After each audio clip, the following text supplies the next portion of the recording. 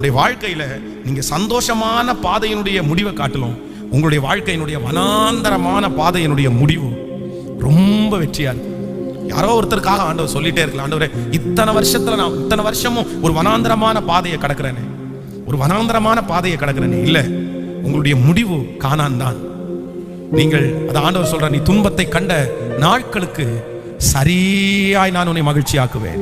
நீ துன்பத்தை கண்ட நாட்களுக்கு சரியா நான் உன்னை மகிழ்ச்சி ஆக்குவேன். அள்ளி தூவும் விதையை சுமந்து கொண்டு போகிறவர்கள் அழுது கொண்டு போகிறார்கள், ஆனால் தான் சுமந்த வெட்டின அந்த அரிக்கட்டுகளை சுமந்து வரும்போது அவர்கள் கம்பீரத்தோடு வருகிறார்கள். நீங்க இன்னைக்கு அழுது கொண்டு போறீங்க, ஆனா ஒரு நாள் கண்டிப்பாய் கம்பீரத்தோட கர்த்தர் உங்களை அந்த இடத்துக்கு கொண்டு வருவார்.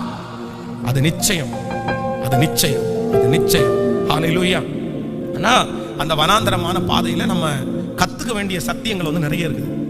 ஆண்டவர் அப்படிப்பட்ட அந்த வனாந்தரமான பாதையில உங்களை நடத்தி கொண்டு போகும்போது நீங்க ரொம்ப ஜாக்கிரதையா, நான் சொல்றேன், வனாந்தரமான பாதையினுடைய முடிவு வரைக்கும் போய் கானானா அடையாம திரும்பி வந்தவங்க நிறைய பேர் இருக்காங்க. 20 லட்சம், கிட்டத்தட்ட 20 லட்சம் பேர் பிரயாணம் பண்ணி, வேதம் சொல்லுது யோசுவா காலேப், அந்த ஜெனரேஷன்ல யோசுவா காலேப் தவிர வேற யாருமே என்ன பண்ணலையாமா, கானான் தேசத்தை அவங்க எல்லாருமே வனாந்தரத்துல கடந்து போனாங்க. ஆனா கானான் தேசத்துக்கு உள்ள போனது யார் அப்படின்னா ஜோஷுவாவும் காலேப் மட்டும்தான் போனாங்க. இன்னைக்கு நிறைய ஆண்டவருடைய பிள்ளைங்க இதுலதான் தவறுறாங்க. வனாந்தர பாதையில அவங்க கடந்துட்டாங்க, 5 வருஷம் கடந்துட்டாங்க, 10 வருஷம் கடந்துட்டாங்க. ஆனா கானானுக்குள்ள என்ட்ராகிறதுக்கு முன்னாடி ஏதோ ஒண்ணுனால அவங்க என்ன பண்றாங்க அப்படின்னா அப்படியே சோர்ந்து போயிறாங்க. ஏன்? அந்த கேள்விதான் இன்னைக்கு ஆண்டவர் என் கூட பேசினேன். நான் உங்களுக்கு அந்த காரியத்தை தான் உங்களுக்கு சொல்லி உங்களுக்கு ஜெபிக்க போறேன். வனாந்தரமான பாதையில ஆண்டவர் உங்களை நடத்துறாரா? நீங்க நடக்கிற பாதை, நீங்க நடந்து கொண்டு போகிற பாதை வனாந்தரமா இருக்கா? ஆனா உங்க மனசுல நீங்க பிக்ஸ் பண்ணிக்கணும், கண்டிப்பா கானான் முடிவுல உண்டு. ஆமென் சொல்லுங்கள். நிச்சயமாகவே முடிவு உண்டு. உன் நம்பிக்கை சத்தமா சொல்லுங்க.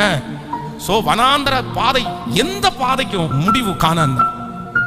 நீங்க ஒரு கஷ்டப்படுறீங்க அப்படின்னா கண்டிப்பா அந்த கஷ்டத்துக்கு ஒரு பதில் உண்டு. நீங்க எந்த இடத்துல உபத்திரவப்படுகிறீர்களோ அந்த உபத்திரவத்திற்கு கர்த்தர் ஒரு பதில கர்த்தர் வச்சிருக்கிறாரு.